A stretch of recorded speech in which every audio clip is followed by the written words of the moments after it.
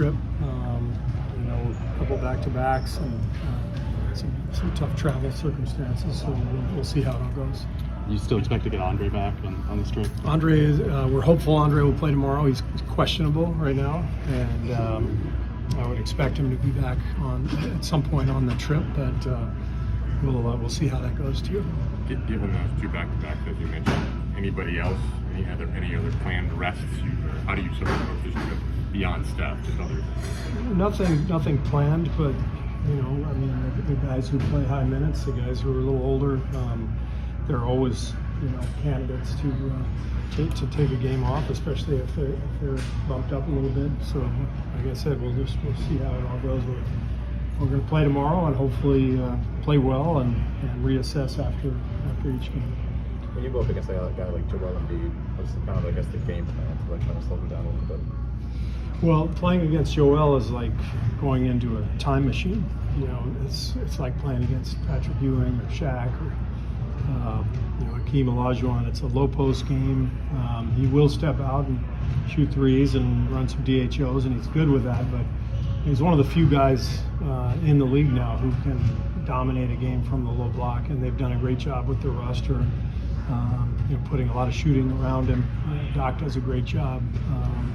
Just making you guard everyone, putting you in tough spots where you have to make decisions and leave some people open potentially. So very difficult cover, and we definitely have our hands full. I think last year when you guys played him, Draymond, Looney, they either both fouled out or both had like 5, but you were clearly like toggling them back and forth trying to save fouls. How key is that tomorrow? Just then kind of, I guess, staying out of foul trouble. Yeah. Foul trouble is a big deal, not only for individual minutes and keeping guys on the floor, but you just don't want to get into the bonus and give them free points too. So it's always a concern against anybody, but especially when you're playing against Embiid, just because he's difficult to handle and strong, and it's a guy who draws a lot of fouls. A lot of focus on fouls defensively and turnovers offensively. Obviously, that's something to work on and something to cut down. But is that a product of the way you guys play, fast-paced, aggressive defense at all?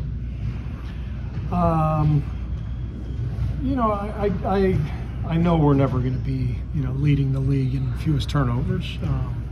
It's a little bit of the way we play. It's a little bit of,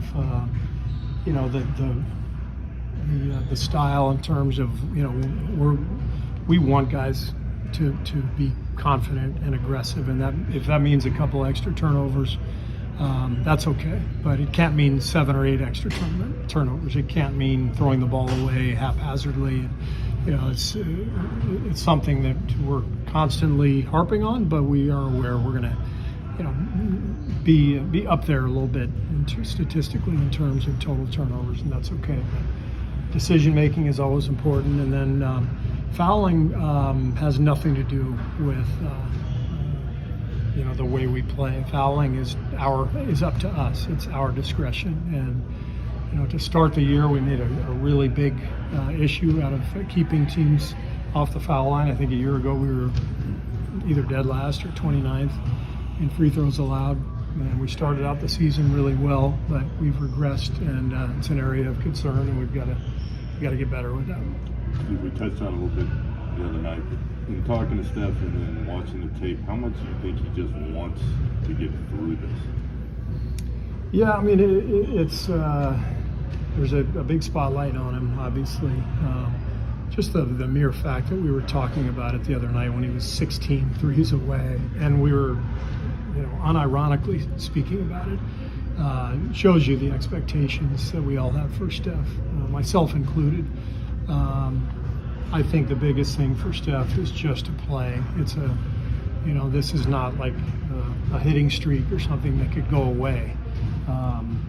The record's going to fall, whether it's next game, the game after that, the game after that. Doesn't really matter. What matters is getting into a good rhythm offensively, both for Steph individually and for our team.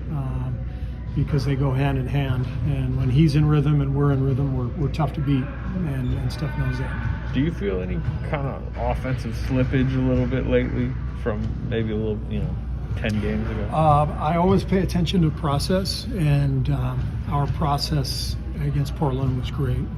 We had a ton of open looks. Guys were driving, kicking. I feel like there is maybe a little bit of an energy source issue the last few games. I think it's a natural time of the year to be a little tired. I think this road trip is actually coming at a really good time. The road puts your guard up. It sort of gets you alert and ready because you have to be sharp to win. And I think this trip is coming at a good time. I think our intentions have been great. Process has been great. Ball hasn't gone in as much, and that's going to happen during the year. What's the plan for Clay and James in this week while you guys are away? Similar to last Yeah, trip. I've kind of learned my lesson, especially with James. Yeah. It's like I'm a coach who's being asked to come out and give medical assessments.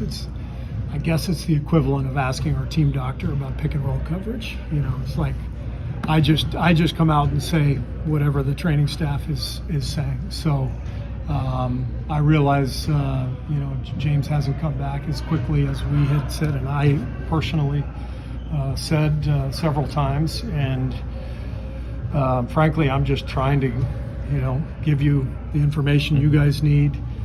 Bottom line is injuries in general are not linear. A guy makes progress, gets some momentum, you think he's coming back, all of a sudden, that slows down a little bit. They reassess.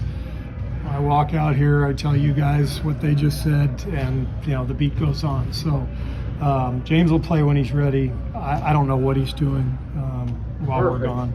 And what's he doing? No, he's referring. You don't know He what liked he's that doing. answer. He'll be back when he's back. He's back when he's back, and Clay will keep scrimmaging, and that's about all I got. I guess the only thing, do you know if he, like the 12-minute, I know 12 minutes is a big thing for him to try to get to the 12-minute. Is he close? Do you know? Steph? No, Clay, Clay to the 12-minute script. I don't know that. Okay. Yeah. He's Within 12. he's been playing, Yeah. over and over again, pretty much every day. So I know that he's making improvements with his stamina, his endurance. He's feeling good, so we'll just stay on the same path. Your voice sounded strangely like Raymond. All right, okay. Well, James will be back when he's ready, and we'll leave it at that. I just reported that. We're gonna play that every night for the next however long. Anyway, Dr. Need is available tomorrow to talk about our strategy. That would be good. We like that, yes. Hey, you guys want to put Celebrini out here? I'm cool. Right?